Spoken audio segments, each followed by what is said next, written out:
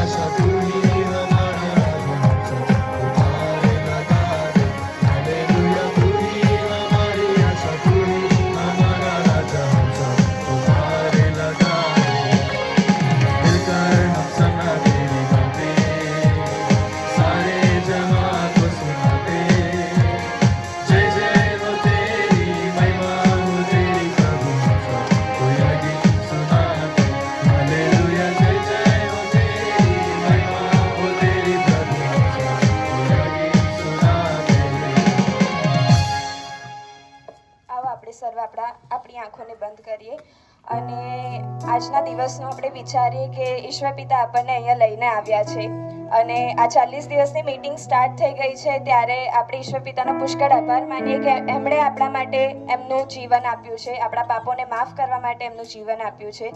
તો આપણે એમનો આભાર માનીએ કે જે જીવન અત્યારે આપણે જીવી રહ્યા છે તે એમના બદલે આપણે જીવી રહ્યા છે અને આપણે અહીંયા સર્વે એકત્રિત થયા છે ત્યારે આપણે આપણી આંખોને બંધ રાખીને ઈશ્વર પિતાનો આભાર માનીએ કે એમણે આપણને આ સુંદર એમનું જીવન આપ્યું છે અને એમની પાસે કૃપા માંગીએ કે આપણા જીવનથી તેમનું નામ ઊંચું અને ઊંચું મનાય. અને આપણે ગીતમાં જઈએ આયે હૈ હમ તેરે ચરણો મેં.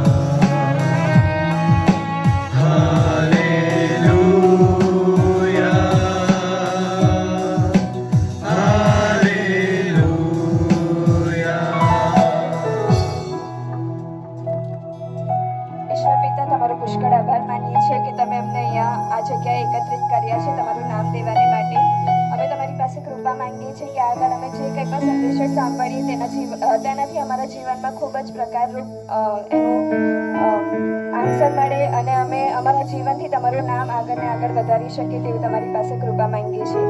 આગળનો સગળો સમય અમે તમારા નામમાં માંગીએ છીએ. સાંભળો તથા સ્વીકાર કરો બાપ. આમીન. આપણે સર્વ આપણા સ્થાનો પર બેસીશું.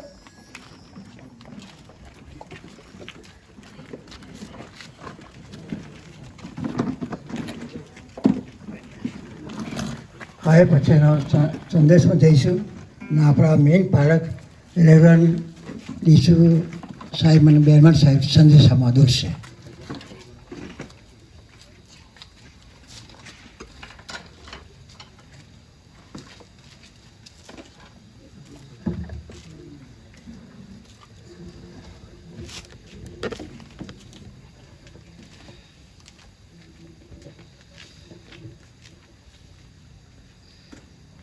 સારું, સૌથી પ્રથમ તો પ્રભુનો બહુ જ આભાર માનું છું કે 2025ની આ લેન્ટની આ નડિયાદ મેથોડિસ્ટ ચર્ચની મિટિંગોની ગઈકાલે શરૂઆત થઈ અને મારા જીવનની અંદર આ પહેલી મિટિંગમાં આ નડિયાદ મેથોડિસ્ટ ચર્ચની લેન્ટની મિટિંગમાં પહેલીવાર સંદેશો આપવાની પ્રભુએ તક આપી અને એટલા માટે સૌથી પ્રથમ એ પ્રભુનો બહુ જ આભાર માનું છું.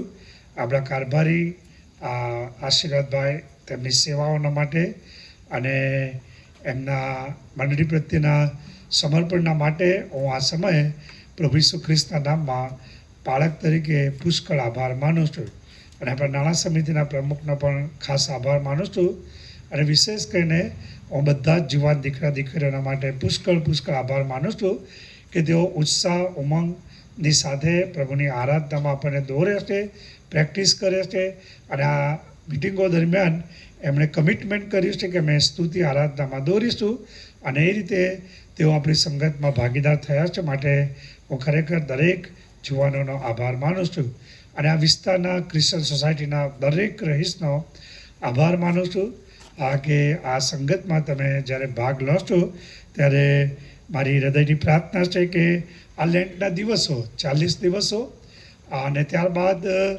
આ દુઃખ સહન સપ્તાહની સંગતો દ્વારા આપણે આત્મિક રીતે તાજા થઈએ, આત્મિક રીતે નવા થઈએ, આપણને આત્મિક રીતે બળવાન થઈએ એવી મારી હૃદયની મહાન ઈશ્વર પ્રત્યે પ્રાર્થના છે અને પ્રભુ એ આપણે બધાને આશીર્વાદ આપે. જે શાસ્ત્રપાઠ વાંચવામાં આવ્યો અને આપણે આ દુઃખ સહન સપ્તાહમાં જે વિષય પસંદ કર્યો છે કે વિશ્વાસી, સામાન્ય રીતે એને આપણે ખ્રિસ્તી કહીએ. એ ખ્રિસ્તી વ્યક્તિ એ ભિન્ન છે, અલગ છે, જુદો છે. એના વિશે આપણે રવિવારે આ ભજન સેવામાં મેં વાત કરી હતી અને એ જે ખ્રિસ્તી વ્યક્તિ છે એના કેટલાક લક્ષણો છે, એનું કેટલુંક ચરિત્ર છે, એના કેટલાક ગુણ છે અને પ્રભુ ઈસુ ખ્રિસ્તે એ વિશે વાત કરી છે. આપણે અભ્યાસ કરીશું. પરંતુ જો તમે માથેરી સુવાર્તા 5મો અધ્યાય 1-11 કલમ વાંચો તો જે શબ્દ વારંવાર વાપરવામાં આવ્યો છે ધન્ય છે, ધન્ય છે. એટલે આપણે પહેલાં તો એ શબ્દ વિશે હું તમને સમજણ આપું કે જેથી તમે જ્યારે પણ પહાડ પરનું ભાષણ, ગિરી પ્રવચનનો તમે અભ્યાસ કરો તો તમને ખબર પડે કે ધન્ય હોવું એટલે શું. અને એ જે શબ્દ ધન્ય શબ્દ છે એ ધન્ય શબ્દ વિશેષ કરીને એનો અર્થ એવો પણ થાય છે એ વ્યક્તિ સુખી છે, એનો અર્થ એવો પણ થાય છે એ વ્યક્તિ ભાગ્યશાળી છે, એનો અર્થ એવો પણ થાય છે ગુજરાતી ભાષામાં આપણે કહીએ એ વ્યક્તિ નસીબદાર છે. આપણી ભારતીય સંસ્કૃતિમાં વાત કરીએ, આપણે નસીબમાં માનતા નથી, પરંતુ જે મૂળ અર્થ થાય છે કે ધન્ય છે એનો અર્થ એ વ્યક્તિ સુખી છે અને અંગ્રેજીમાં શબ્દ છે બ્લેસડ. એ વ્યક્તિ આશીર્વાદિત છે, એવી વ્યક્તિ કે જે વખાણવાને માટે યોગ્ય છે, જે ઈશ્વરની દ્રષ્ટિમાં પ્રશંસાપાત્ર છે. ધન્ય શબ્દના ઘણા બધા અર્થ થાય છે. હવે જો તમે બરાબર ગ્રીક ભાષાની અંદર જે શબ્દ એ વાપરવામાં આવતો હતો તો એ જે હોમર નામના જે ફિલોસોફર થઈ ગયા, એણે એ શબ્દનો ઉપયોગ વિશેષ કરીને જે લોકો ધનવાન છે, ધનવાન માણસનું વર્ણન કરે છે, ત્યારે એ પ્રમાણે કહેતા હતા કે એને ધન્ય છે, એ આશીર્વાદિત છે, એ ભાગ્યશાળી વ્યક્તિ છે, ધનવાન વ્યક્તિ. અને ત્યાર પછી પ્લેટો નામનો જે તત્વજ્ઞાની થઈ ગયો, એ ગ્રીક લોક, આપણે યાદ રાખવું જોઈએ કે બાઇબલના સમયની અંદર ગ્રીક સંસ્કૃતિ બહુ મહત્વની હતી, અને ગ્રીક લોકો એ તત્વજ્ઞાની હતા, એ ફિલોસોફર હતા. અને ગ્રીક લોકોમાં પ્લેટો એ મહત્વનો તત્વજ્ઞાની વ્યક્તિ થઈ ગયો. એણે કહ્યું કે જે વ્યક્તિ ધંધામાં, વ્યવસાયમાં સફળ થાય છે, એ વ્યક્તિ ધન્ય છે, એ વ્યક્તિ આશીર્વાદિત છે, જે વ્યક્તિ ધંધામાં સફળ થાય છે.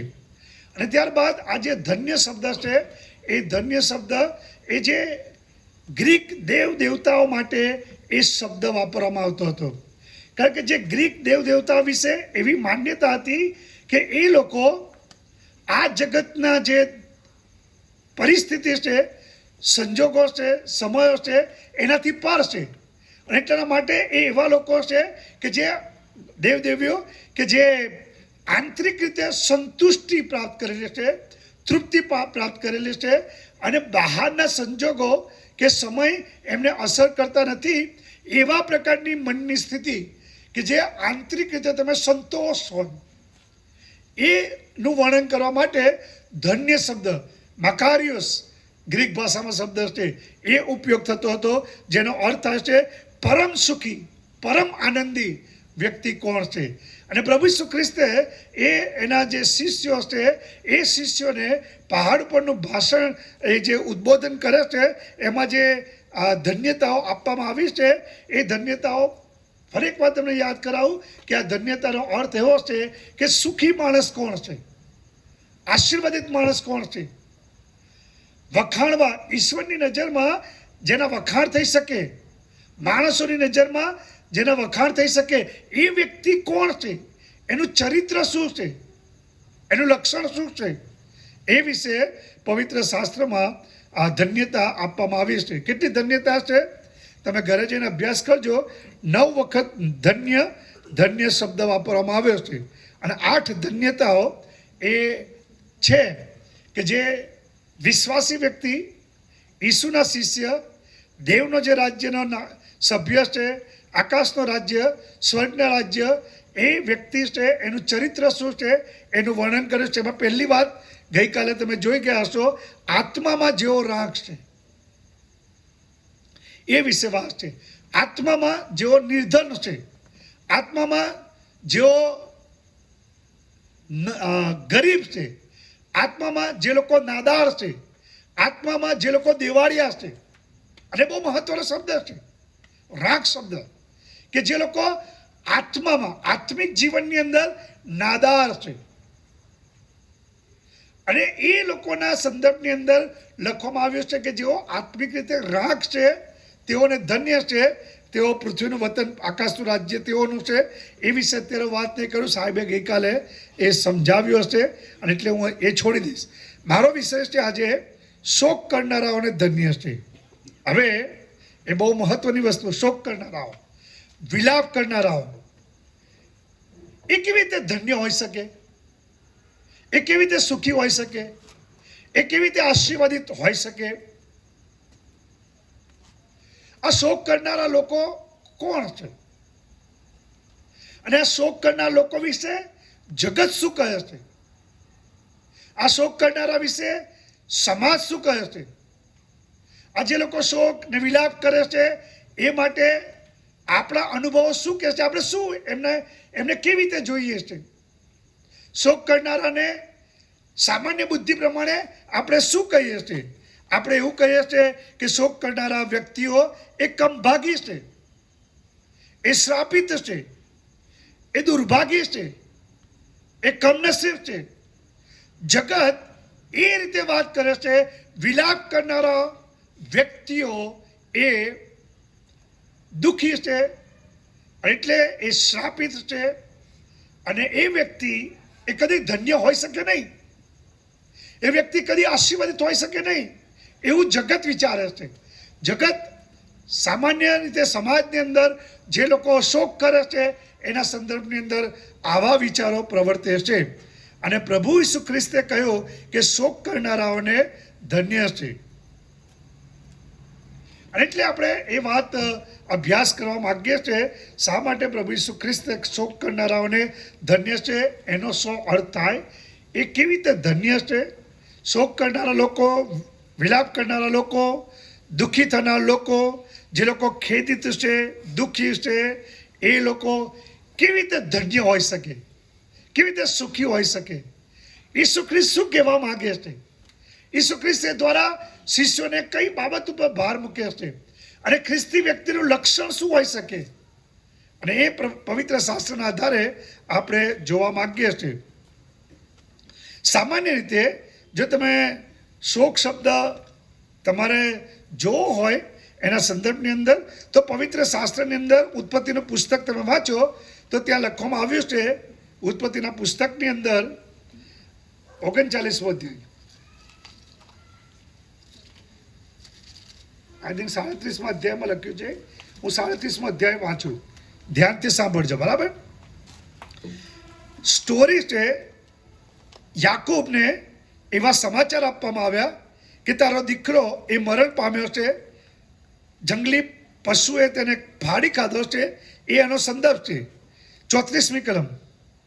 અને યાકૂબે તેના વસ્ત્રો ફાડ્યા ને તેની કમરે તાટ બાંધ્યું ને તેના દીકરાને સારું ઘણા દાડા સુધી શોક કર્યો. અને તેના સર્વ દીકરા અને તેની સર્વ દીકરીઓ તેને દિલાસો દેવાને ઉઠ્યા, પણ તેને દિલાસો પામવાની ના પડી. અને તેણે કહ્યું કે હું શોક કરતો કરતો સેઓલમાં મારા દીકરાની પાસે જઈશ. શોક કરનારા લોકો સામાન્ય રીતે એવા પ્રકારના લોકો છે કે જે લોકોએ કશું ગુમાવ્યું છે અને એટલા માટે બહુ જ દુઃખી છે, બહુ જ વ્યથિત છે, બહુ જ ખેદિત છે. અને એ જે શબ્દ છે અતિ તીવ્રતાવાળો શબ્દ, આપણે ગુજરાતી ભાષામાં વ્યક્ત કરો અઘરો, કે જ્યારે તમે તમારું બહુ નિકટનું સ્વજન ગુમાવી દો ત્યારે આપણે જાણીએ છીએ કે લોકો વિલાપ કરે છે, લોકો આંસુઓ પાડે છે, લોકો દુઃખી થાય છે. તો પ્રશ્ન એ થાય છે કે શોક કરનારા કેવી રીતે એ ધન્ય હોઈ શકે. અંગ્રેજીમાં બહુ જ વાત લખવામાં આવી છે, જેઓ દુઃખી છે તેઓ કેવી રીતે સુખી હોઈ શકે, જેઓ દુર્ભાગી માણસ છે તેઓ કેવી રીતે ભાગ્યવાન હોઈ શકે, જેઓ કમ નસીબ માણસ છે એ કેવી રીતે નસીબદાર હોઈ શકે. અંગ્રેજીમાં જે વાક્ય છે, how happy are the unhappy, how lucky are the unlucky, એ કેવી રીતે હોઈ શકે એ આપણે જોવા માંગીએ છીએ. તો પ્રશ્ન એ થાય છે કે જ્યારે આપણે શોક શબ્દ વાપરીએ છીએ ત્યારે સામાન્ય રીતે કોઈક વ્યક્તિએ પોતાનું સ્વજન ગુમાવ્યું, એના કારણે એ વ્યક્તિ ભયંકર દુઃખમાં છે અને એ દુઃખના કારણે એ વિલાપ કરે છે, એ રડે છે. અને પ્રભુ ઈસુ ખ્રિસ્ત જે શોક કરવાની વાત કરે છે એ શોક જુદા પ્રકારનો છે, એ વિલાપ જુદા પ્રકારનો છે. અને એ જે ભાસ છે એ પહેલી કલમ આપણે જોઈ ગયા, આત્મામાં જેઓ રાખ છે, જેઓને એ ખબર પડી ગઈ કે તેઓ આત્મામાં કંગાલ છે, આત્મામાં આત્મિક જીવનની અંદર દરિદ્રી છે, આત્મિક જીવનની અંદર તેઓ દેવાળિયા છે, નાદાર છે. અને એટલા માટે આ પહેલી બાબત તો એ છે કે પ્રભુ ઈસુ ખ્રિસ્તના જે શિષ્યો છે એ લોકો એવું કબૂલ કરે છે, સ્વીકારે છે કે મેં આત્મિક રીતે નાદાર છીએ. એ બહુ જ મહત્વનું છે. પહેલું પગથિયું એ છે, પહેલું લક્ષણ એ છે, સાચા ખ્રિસ્તીનું પહેલું લક્ષણ એ છે કે એના હૃદયની અંદર દરરોજ ખાતરી થાય છે કે આત્મિક રીતે તે નાદાર છે. અને એટલા માટે પછી એને જ્યારે એ ભાન થાય છે કે હું આત્મિક રીતે નાદાર છે, ત્યારે જે બીજું પગથિયું છે, પહેલું પગથિયું છે કે આત્મિક રીતે દરિદ્રી છે, કંગાલ છે, નાદાર છે, દિવાળીઓ છે. પછી જે બીજું પગથિયું છે એને ખબર પડી, પછી એના જીવનની અંદર બહુ જ દુઃખ થાય છે, બહુ જ એને વ્યથિત થાય છે, શોક કરે છે, રડે છે. એને ખાતરી થાય છે કે મેં ખોટું કર્યું છે, એને ખાતરી થાય છે કે મેં ખરાબ કર્યું છે, એટલા માટે બહુ જ દુઃખી થાય છે, એ ભંગિત થઈ જાય છે, એનું હૃદય ભાંગી પડે છે અને ખરાબ કૃત્યોના કારણે એને લાગે છે કે મારે પસ્તાવો કરવો જોઈએ.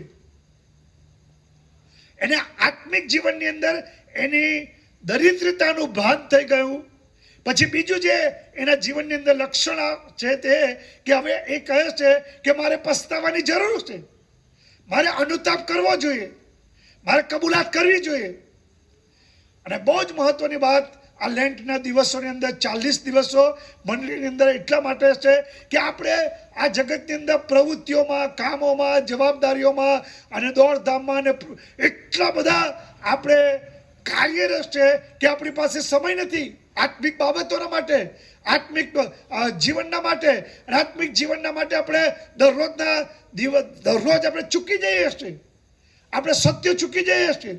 માટે 40 દિવસ નક્કી કર્યા મંડળીઓએ હજારો વર્ષોથી કે 40 દિવસો દરમિયાન જે પ્રભુ પર પ્રેમ કરનાર ખ્રિસ્તી લોકો છે, વિશ્વાસી લોકો છે, એ એકઠા થાય, આત્મિક જીવનનું મૂલ્યાંકન કરે, આત્મિક બાબતોનું મૂલ્યાંકન કરે, એમનો આત્મા કેવો છે એના વિશે તેઓ અભ્યાસ કરે, ચિંતન કરે અને આત્મિક બાબતોના સંદર્ભની અંદર એ લોકો ફરીથી પોતાની જાતને એ પસ્તાવો કરે, એ ફરીથી અનુતાપ કરે અને પોતાની જાતને ફરીથી એ પ્રભુને સોંપે. એ માટે 40 દિવસો છે.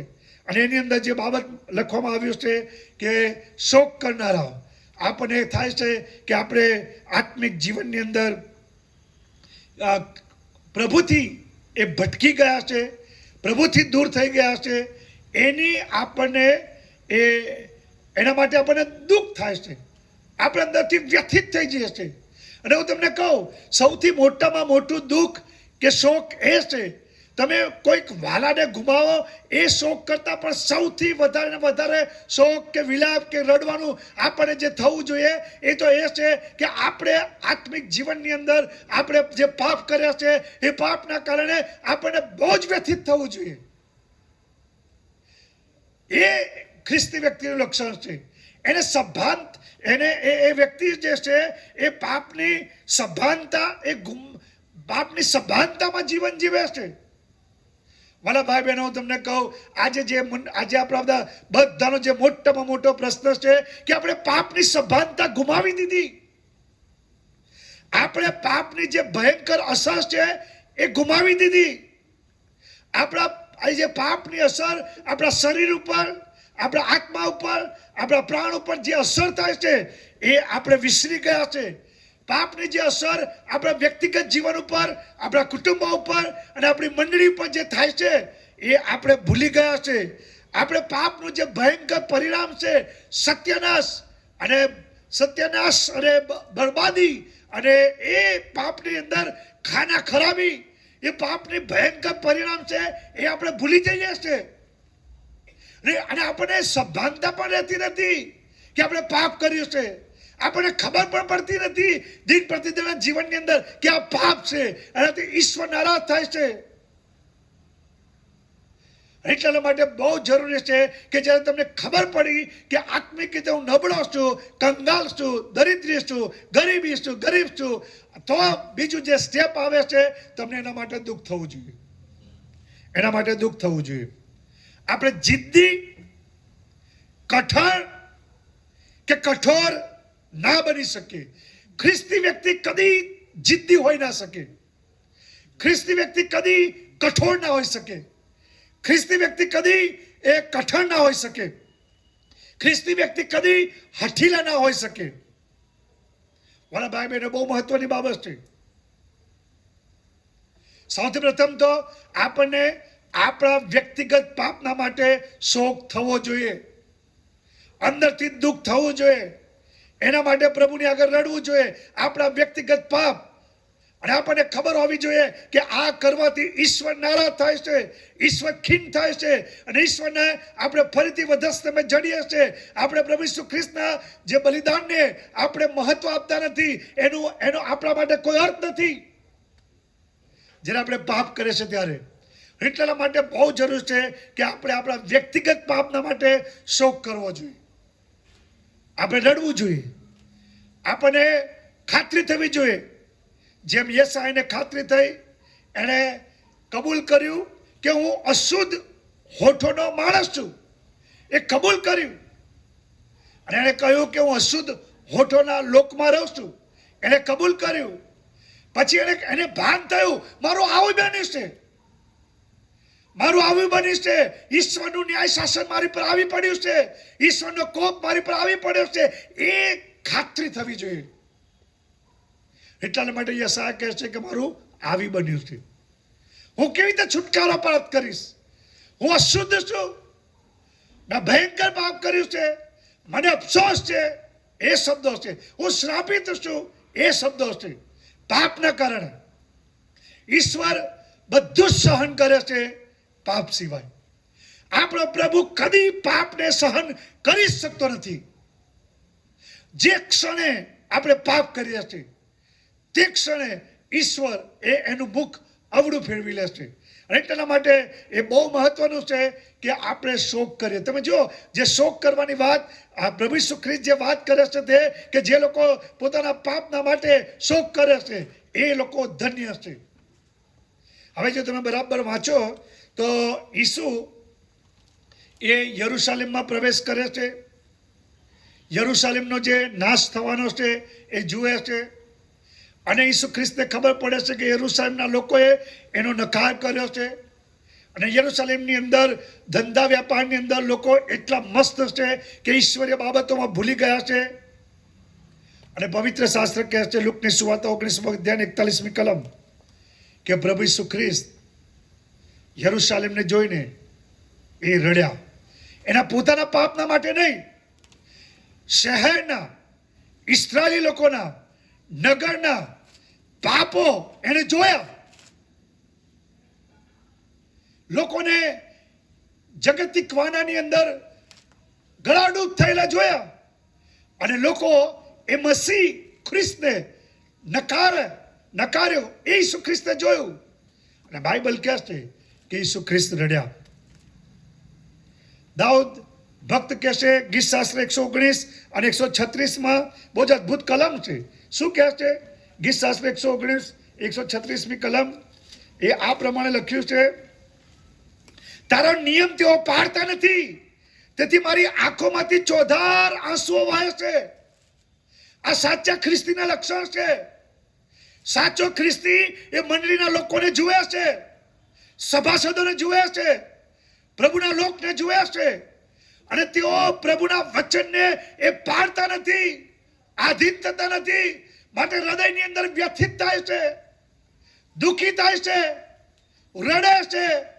એમના હૃદયની અંદર ઉથલ પાથલ થાય છે. એ કદી શાંત રહી શકે નહીં. એમના હૃદયની અંદર એમના પ્રભુ, આ તારા લોક શા માટે તારા નિયમ પાળતા નથી? શા માટે તારા નિયમથી વેગળા ચાલે છે? શા માટે તારો નિયમ તેઓ તોડી નાખે છે? શા માટે તેઓ તારી આજ્ઞા ઉથાપે છે? પ્રભુ, એ લોકો સમજતા નથી કે તારા નિયમો પાળવાથી આ પૃથ્વી પરનું આખું જીવન એ ધન્ય થઈ જશે. અને એટલા માટે એ વ્યક્તિઓ દાઉદ બીજાઓ ને જુએ છે, એઓ પ્રભુના વચનને આધીન થતા નથી અને એના આંખમાંથી ચોધાર આંસુ જતા રહે છે. વાલા ભાઈ બહેનો, આપણા આંખોમાંથી ક્યારે છેલ્લે આંસુ આવ્યા? આપણી પત્ની પ્રભુના પાછળ ના ચાલતી હોય, આપણો પતિ પ્રભુની પાછળ ના ચાલતો હોય, આપણા બાળકો પ્રભુની પાછળ ના ચાલતા હોય, આપણા બાળકો આત્મિક બાબતોને મહત્વ આપતા ન હોય, આપણા બાળકો ભટકી ગયા હોય, આપણા મા બાપ એ ઈશ્વરીય પ્રભુના ઘરમાં ના આવતા હોય, વચનો વાંચતા ના હોય, પ્રાર્થના ના કરતા હોય, કદી આપણને દુઃખ થાય છે, કદી વેદના થાય છે, કદી કષ્ટ થાય છે, કદી આપણે આંસુ પાડીએ છીએ, કદી આપણા હૃદયની અંદર ઉથલ પાથલ થાય છે. એ થતું નથી વાલાઓ. એ થવું જોઈએ. તમે બેચેન થઈ જવા જોઈએ કે કેવી રીતે મારા લોક એ પ્રભુથી, જીવનના જરાથી દૂર જતા રહે, કેવી રીતે મારા લોક એ પાપની અંદર રચા પચા રહે, કેવી રીતે મારા લોક આત્મિક બાબતોની અંદર બેદરકાર રહે. ના વાલાઓ, જેઓ શોક કરે છે પોતાના પાપોના માટે, બીજાઓ જે પાપ કરે છે, ઘરમાં જે પાપો છે, કુટુંબમાં જે પાપો છે, મંડળીમાં જે પાપો છે, એ જે પાપો છે એના માટે જેઓ શોક કરે છે, પવિત્ર શાસ્ત્ર કહે છે તેઓને ધન્ય છે. તેઓ ખરા શિષ્ય છે, તેઓ ખરા વિશ્વાસી છે, તેઓ ખરા ખ્રિસ્તી છે અને તેઓ ખરા ઈસુ ખ્રિસ્તને અનુયાયી છે. હસ્કેલનું પુસ્તક 9મો અધ્યાય 4થી કલમની અંદર અદ્ભુત બાબત લખી છે, એ પણ હું વાંચું. હસ્કેલનું પુસ્તક 9મો અધ્યાય 4થી કલમમાં પવિત્ર શાસ્ત્ર કહે છે, યહોવાએ તેને એટલે હસ્કેલને કહ્યું કે નગરમાં એટલે યરૂશાલેમમાં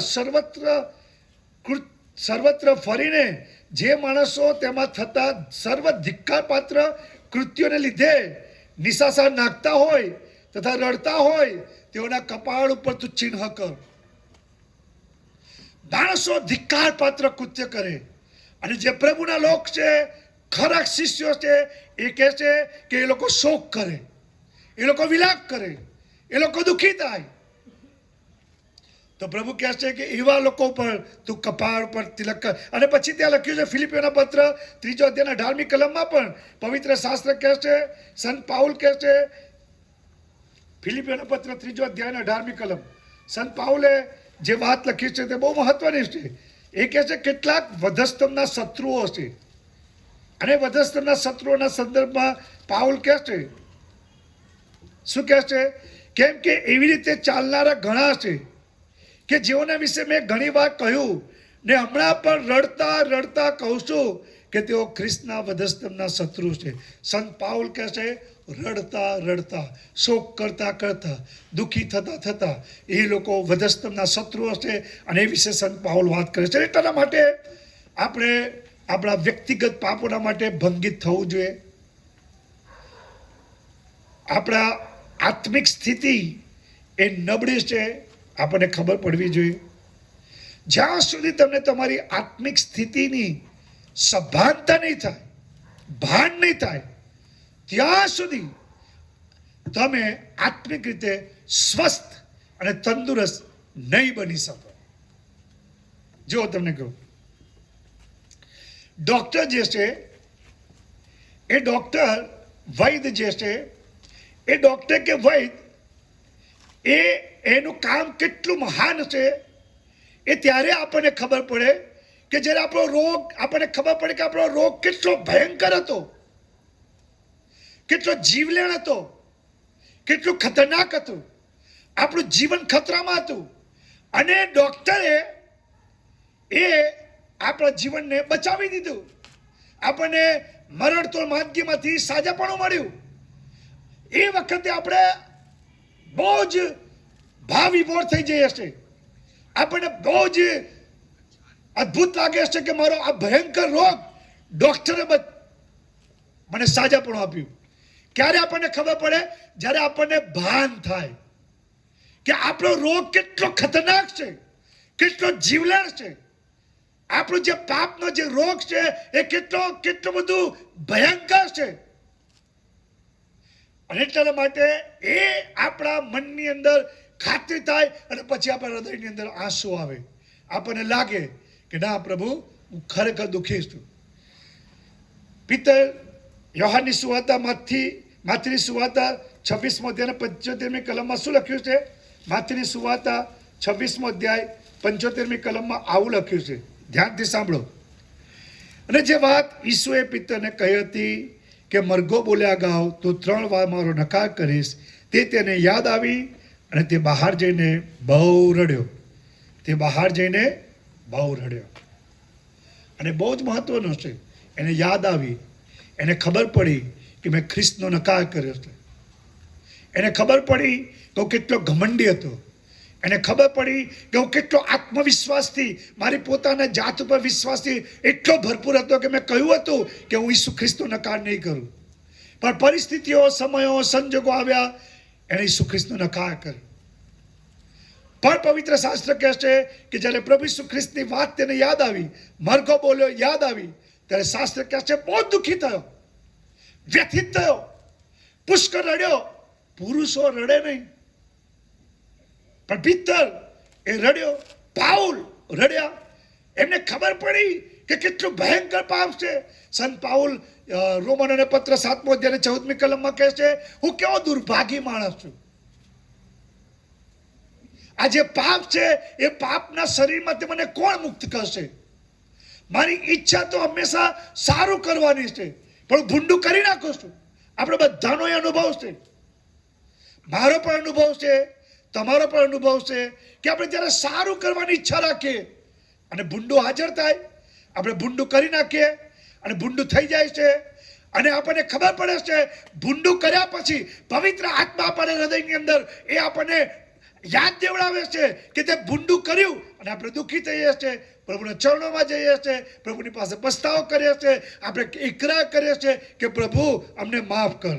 અને 1662 ની અંદર જે પ્રભુ ભોજનની વિધિ તૈયાર કરવામાં આવી, એ વિધિની અંદર જે પ્રભુના સેવક ક્રેનમાર એને આ પ્રભુ ભોજનની વિધિ તૈયાર કરી.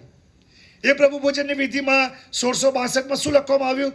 ઈશ્વર એના મુખમાં જે શબ્દ મૂક્યા, જે એને હાથથી લખ્યા, અને એણે એ પ્રમાણે કહ્યું, જ્યારે આપણે પ્રભુ ભોજન લઈએ છીએ ત્યારે શું કહીએ છીએ? અમે અમારી દુષ્ટતા અને પાપો શોક સહિત કબૂલ કરીએ છીએ. અમે શોક સહિત કબૂલ કરીએ છીએ. અમને બહુ જ દુઃખ થાય છે, અને એ પવિત્ર શાસ્ત્રમાં લખવામાં આવે છે. અને માટે આપણે આપણા પાપ માટે અફસોસ થવો જોઈએ. એ આપણે ગુમાવી દીધું છે. આપણે અસંવેદનશીલ થઈ ગયા, આપણે લાગણી શૂન્ય થઈ ગયા, આપણે એના સંદર્ભમાં વિચાર કરવાનું છોડી દીધું. માટે 40 દિવસની મિટિંગો છે કે આપણને યાદ દેવડાવવામાં આવે દેવના વચનમાંથી. 1 કોરિન્થી 5મા અધ્યાયની અંદર સંત પાઉલે બહુ ગંભીર વાત કરી. પાઉલ કહે છે મંડળીની અંદર, જો સાંભળો, કોરિન્થની મંડળીની વાત કરે છે. કોરિન્થની મંડળીમાં એવો વ્યભિચાર હતો કે જે વિદેશીઓમાં પણ જોવા ના મળે, વિધર્મીમાં પણ જોવા ના મળે. ઈસુ ખ્રિસ્ત પર વિશ્વાસ કરનાર લોકો મંડળીની અંદર ભયંકર વ્યભિચાર. કોઈક વ્યક્તિએ પોતાની સાવકીમાં સાથે શારીરિક સંબંધ બાંધ્યા, અને પછી પાઉલ પ્રેરિત જે વાત કરે છે તે બહુ જ અર્થપૂર્ણ વાત કરે છે. 1 કોરિન્થી 5મો અધ્યાય અને બીજી કલમ શું કહે છે સંત પાઉલ? ધ્યાનથી સાંભળો. ખરેખર મારા સાંભળવામાં આવ્યું છે કે તમારામાં વ્યભિચાર છે, અને તે વળી એવો વ્યભિચાર કે જે વિધર્મીમાં પણ ચાલતો નથી. એટલે કોઈએ પોતાની સાવકી માને રાખી છે, એમ છતાં ભયંકર પાપ. તમે જાણો છો કે ભયંકર પાપ છે, એમ છતાં એ બાબતમાં શોક કર્યાને બદલે તો તમે મગરૂર થાવ છો, તમે ઘમંડ કરો છો, તમે અભિમાન કરો છો. પાઉલ કહે છે તમારે શોક કરવો જોઈએ કે મંડળીમાં આવા પ્રકારનું પાપ છે. તમે દુઃખી થવા જોઈએ, વ્યથિત થવા જોઈએ કે મંડળીની અંદર પાપ છે, કુટુંબોમાં પાપ છે, વ્યક્તિગત જીવનમાં પાપ છે. શોક કરવો જોઈએ. તો પ્રભુ કહે છે એ લોકો ધન્ય છે, આશીર્વાદિત છે, એ લોકો સફળ છે, એ લોકો સુખી છે, પરમાનંદી છે. શોક કરનારા. પ્રભુ ઈસુ ખ્રિસ્તે શું કહ્યું? જેઓ શોક કરે છે તેઓને ધન્ય છે, કેમ કે તેઓ દિલાસો પામશે. પહેલી બાબત તો ધન્ય તો છે જ, અને બીજી બાબત છે એ લોકો દિલાસો પામશે. કોણ દિલાસો આપશે? શરાથી દિલાસો પમાડશે? તો એ બાઇબલમાં એનો અર્થ એવો થાય છે કે તેઓ દિલાસો પામશે. એ જે શબ્દ છે એ પારાક્લેયો ગ્રીક ભાષામાં, જેનો અર્થ થાય છે કે ઈસુ ખ્રિસ્ત અથવા તો પવિત્ર આત્મા એને પાસે બોલાવશે અને એને સહાય કરશે, મદદ કરશે, ટેકો આપશે, અને એને મજબૂત કરશે, હિંમત આપશે, એને દિલાસો આપશે, એને દ્રઢ કરશે. અને એટલા માટે જેઓ શોક કરે છે એ લોકોના માટે મોટામાં મોટો આશીર્વાદ એ છે કે પ્રભુ એ તેમને પાસે બોલાવીને તેમને એવા શબ્દો કહે છે પાપની માફીના, શાંતિના, અનંતકાળના જીવનના પ્રભુ માફ કરશે. અને બહુ જ મહત્વનું છે કે જેઓ શોક કરે છે તેઓને જ દિલાસો મળશે, તેઓને જ પાપની માફી મળશે, તેઓ જ એ પાપની માફી એ ઈશ્વર તરફથી પ્રાપ્ત કરશે. અને એટલે છેલ્લે એક બાબત કહીને બંધ કરીશ. યશાયા 61મા અધ્યાયમાં કહ્યું છે કે જે મસીહ છે, એ મસીહનું મુખ્ય કામ એ હતું કે ભગ્ન હૃદયવાળાઓને એ દિલાસો આપે, હિંમત આપે, ધૈર્ય આપે. વાલા, પવિત્ર આત્માનું કામ એ છે. પવિત્ર આત્માના માટે લખ્યું છે એ સંબોધક છે, એ કમ્ફર્ટર છે, એ દિલાસો આપે છે, એ આપણને હિંમત આપે છે. જ્યારે આપણે નિર્બળ થઈ જઈએ પાપના કારણે, આપણામાં દરેક પ્રકારની નિર્બળતા આવી જાય, આત્માની પણ નિર્બળતા, શારીરિક રીતે નિર્બળતા, આર્થિક રીતે નિર્બળતા, હરેક ક્ષેત્રમાં નિર્બળતા આવી જાય, તો પ્રભુ આપણને એની પાસે બોલાવે છે. પ્રભુ કહે છે, પવિત્ર આત્મા કહે છે, આપણી પાસે બોલાવીને આપણને આપણા ખભા ઉપર હાથ મૂકે છે, આપણા ખભા ઉપર હાથ મૂકીને આપણને ધૈર્ય આપે છે, હિંમત આપે છે. એવા શબ્દો આપણા કાનોમાં કહે છે કે મેં તારા પાપ માફ કર્યા છે, મેં તારા પાપ માફ કર્યા છે. અને આપણને દિલાસો મળે છે, આપણને હિંમત મળે છે. મારી સરનેમ છે એ ક્રિશ્ચન હતી, મેં બ્રેનર્ડ કરી. બ્રેનર્ડ સરનેમ મેં એટલા માટે કરી કે જ્યારે હું 17 વર્ષનો હતો, 18 વર્ષનો, અને પ્રભુ ઈસુ ખ્રિસ્તની પાસે આવ્યો, હું તારણ પામ્યો. ત્યાર પછી ડેવિડ બ્રેનર્ડ નામનો એક માણસ જે 1718મી સદીમાં થઈ ગયા, જેણે અમેરિકાના ઇન્ડિયન લોકો મધ્યે મિશનરી તરીકે કામ કર્યું, અને ફક્ત 29 વર્ષની ઉંમરે મિશનરી કામ કરતા કરતા એ જુવાન વ્યક્તિ મરણ પામ્યા. અને એનું જીવન ચરિત્ર વાંચી મેં હું બહુ જ પ્રભાવિત થયો. એની મારા પર પ્રચંડ અસર થઈ. અને આ ડેવિડ બ્રેનર્ડને મારા જીવનના છેલ્લા શ્વાસ સુધી હું યાદ રાખું, મારા બાળકો યાદ રાખે, એ માટે મેં મારી સરનેમ ચેન્જ કરી, બ્રેનર્ડ. અને ડેવિડ બ્રેનર્ડ એ 1700ની સાલમાં 1740ની 18મી ઓક્ટોબરમાં પોતાની ડાયરીમાં આ પ્રમાણે નોંધે છે. બહુ જ આત્મિક માણસ હતા, પ્રભુની બહુ નિકટ ચાલનાર જુવાન, 29 વર્ષનું જીવન, પણ જેના જીવન 29 વર્ષના જીવનના અંતે એ મરણ પામ્યા, પણ એના જીવનથી સેંકડો માણસો પ્રભાવિત થયા અને એ લોકો મિશનરીઓ બન્યા. વિલિયમ કેરી એમાંનો એક છે, તમે જાણતા હોય તો. પણ એણે એની ડાયરીમાં એ કહ્યું કે મારા સવારના પ્રાર્થનાના સમયમાં મારો આત્મા બહુ પીગળી ગયો, અને મારી અધિક દુષ્ટતા અને મારો પાપ માટે હું પુષ્કળ દુઃખી થયો, અને હું રડવા લાગ્યો.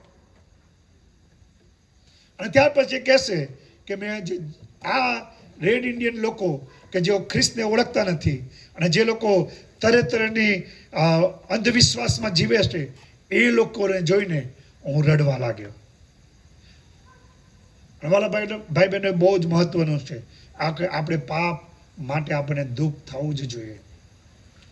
કોઈક વખતે તમને સમજાવીશ પાપ ખરેખર શું છે, આપણે સમજવાની જરૂર છે. આપણે એને ઘણી વાર ગણતરીમાં લેતા નથી. ચીલા ચાલો પ્રવૃત્તિમય જીવન જીવે છે.